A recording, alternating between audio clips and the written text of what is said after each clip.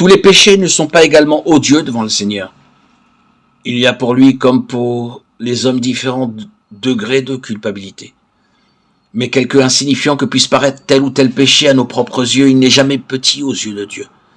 Le jugement de l'homme est partial, imparfait, tandis que le Seigneur estime toutes choses à leur juste valeur. L'ivrogne est regardé avec mépris. On lui déclare que son péché l'exclura du royaume des cieux. Mais on est souvent moins sévère envers l'orgueilleux, l'égoïste et l'envieux.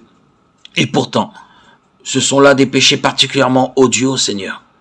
Ils sont contraires à la bonté de son caractère, à l'amour parfaitement désintéressé, qui est l'atmosphère dans laquelle se meuvent les mondes qui ont conservé leur intégrité.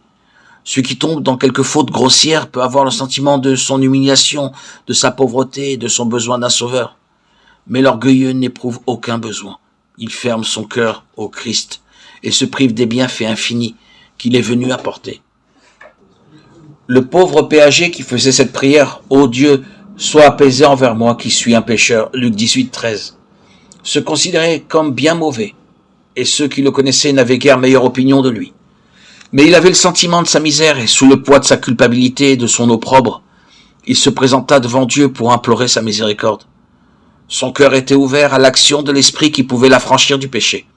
Par contre, la prière orgueilleuse du pharisien montre que son cœur était inaccessible à l'influence du Saint-Esprit. Vivant loin de Dieu, il n'avait pas le sentiment de sa propre souillure, ni de la perfection de la sainteté divine. Et ne désirant rien, il ne reçut rien. Si vous voyez votre état de péché, n'attendez pas d'être meilleur. Ils sont nombreux ceux qui pensent n'être pas assez bons pour aller à Jésus. Pensez-vous devenir meilleur par vos propres efforts? Un Éthiopien peut-il changer sa peau et un léopard ses taches? De même pourriez-vous faire le bien, vous qui êtes accoutumés à faire le mal? Jérémie 13, 23. C'est en Dieu seul qu'est notre recours. N'attendons pas que la conviction devienne plus forte ou que l'occasion soit plus favorable, ou bien encore que nous soyons moins mauvais. Nous ne pouvons rien faire de nous-mêmes. Il faut aller à Jésus tel que nous sommes. Mais que nul ne s'illusionne en pensant que Dieu, dans son grand amour, sauvera même ceux qui méprisent sa grâce. Seule la croix met en lumière le caractère excessivement odieux du péché. Que ceux qui prétendent que Dieu est trop bon pour rejeter les pécheurs portent leur regard sur le calvaire.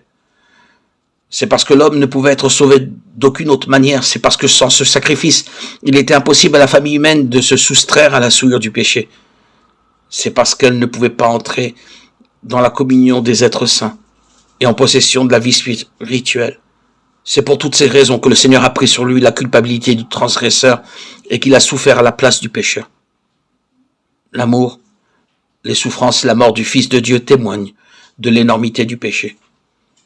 Il déclare qu'il n'est pas possible de se soustraire à sa puissance et qu'il n'y a d'espoir d'une vie meilleure que par l'abandon de l'âme à Jésus-Christ.